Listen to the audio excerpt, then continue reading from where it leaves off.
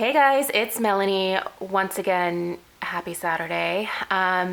If you missed my review of the winter fireside candle, I will link that down below. In that video, I mentioned that I am trying to get up as many of my holiday/winter candle reviews from Homeworx as I can in the next 2 weeks here, because the holiday season is all of a sudden upon us.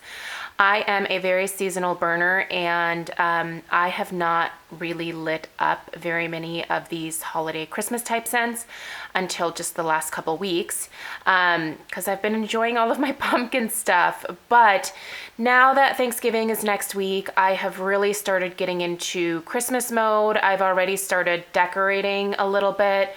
I'm trying to find a nice balance between not doing too much, because we are hosting Thanksgiving and most of my family is going to be like, what are you doing?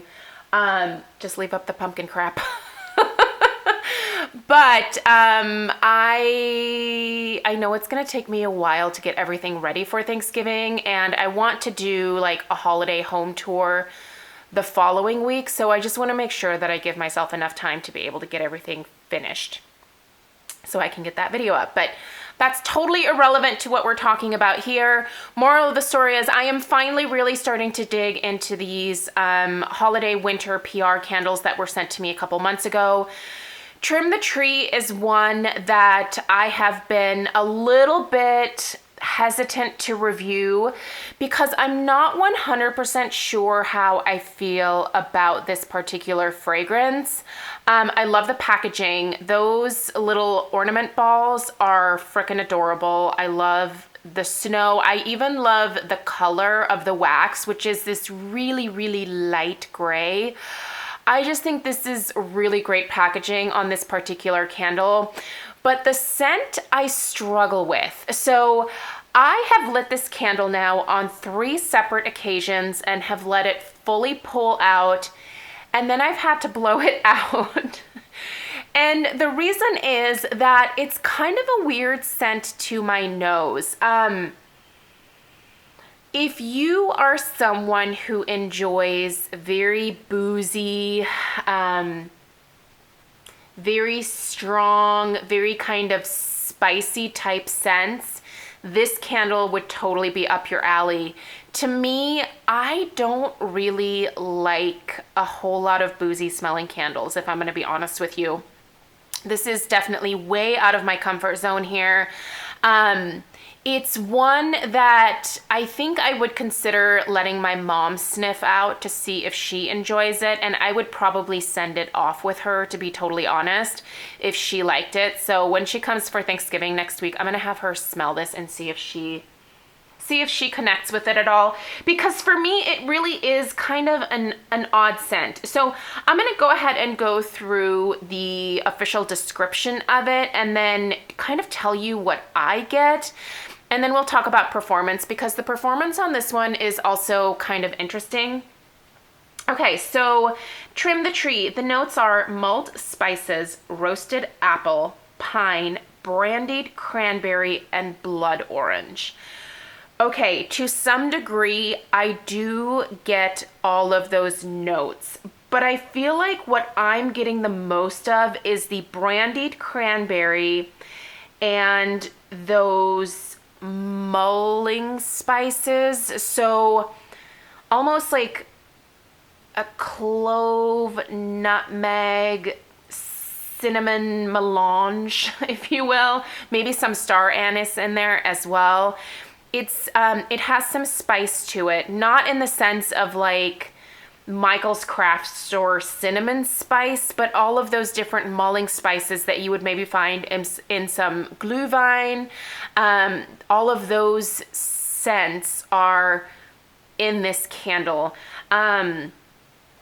I do kind of get that roasted apple note. It's not a fresh apple note at all. It is very much like a warm, mushy apple. Not mushy as in bad, but you know how when you bake an apple, the scent of it kind of changes. It almost gets more of that like concentrated sweetness to it.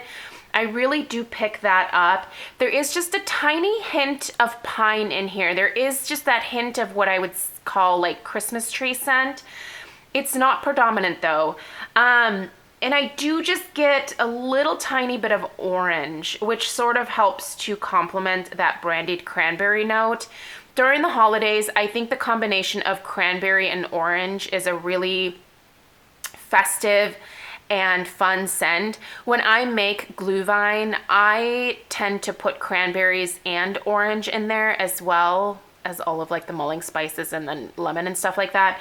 So I really kind of feel like this is a very boozy, kind of traditional holiday scent in that it has all of like the different holiday elements, but it's just a very interesting combination. And that sort of alcohol-y type note from that brandied cranberry is just very strong. I feel like that's the first thing that sort of hits my nose, and I think it's too strong for me. That's what I think the problem is.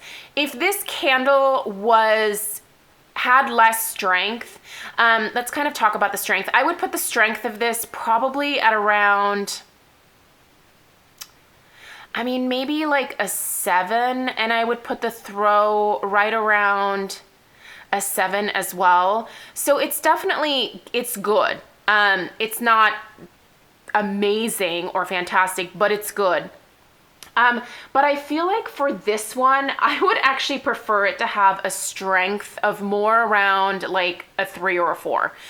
If I felt like I could mix this with other scents, and I could probably mix it with like Season's Greetings or White Birch or something like that, but both of those are fairly strong candles as well, and I feel like it would almost be overpowering if I did that.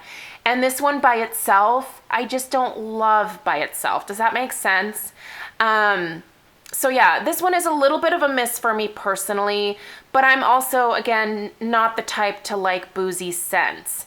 The burn of this overall, like I said, is a little bit interesting in that this one does have slightly shorter wicks on it.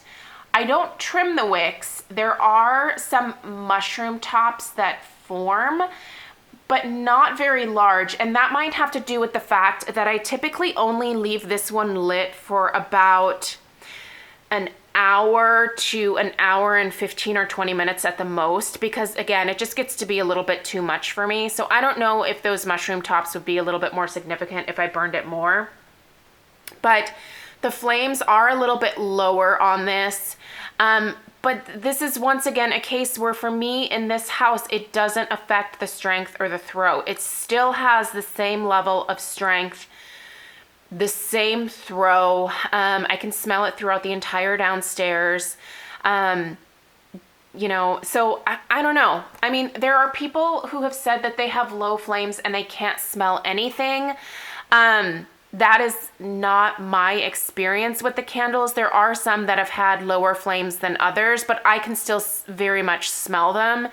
So yeah, I don't know exactly why that is. I keep kind of saying that it could be due to airflow. That is honestly just a guess on my part.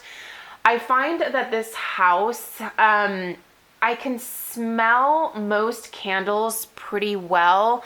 The only room where things tend to get lost, which is a little bit strange because the ceilings are slightly lower in our family room, but I feel like if I place something in the corner in the family room, from there it doesn't really travel into the kitchen or like our eating area in the kitchen.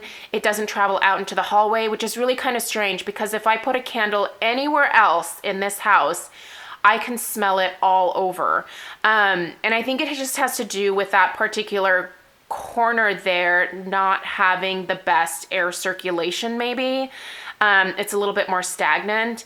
So I don't know. I mean, yeah, you gotta make your own decision with how you feel about the burn of these candles, to be completely honest.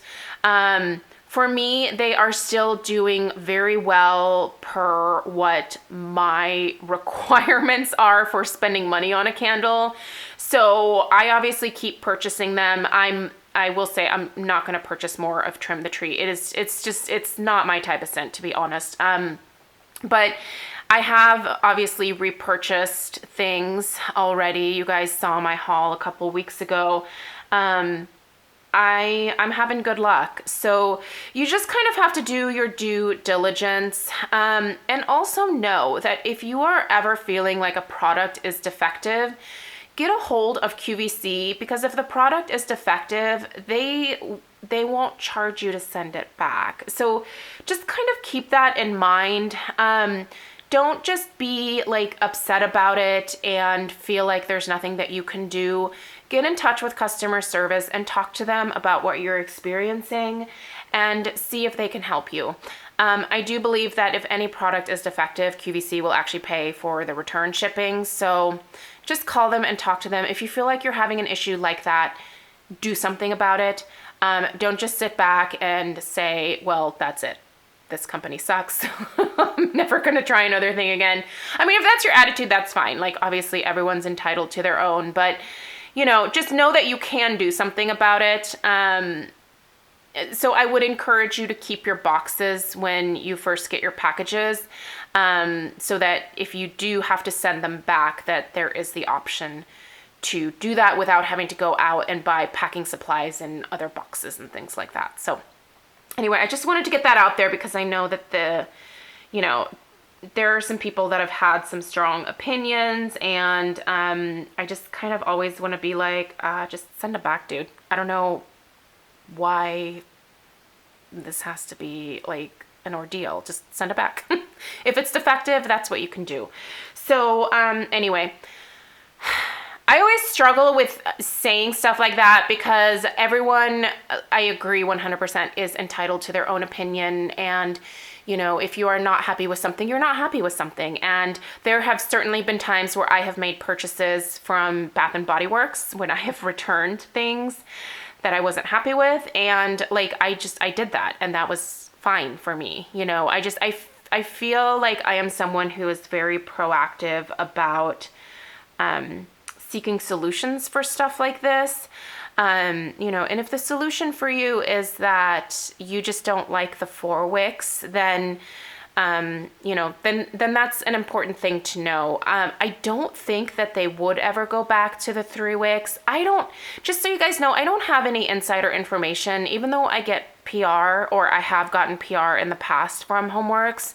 I don't have any kind of inside line. I just get a notification periodically that they are sending some PR.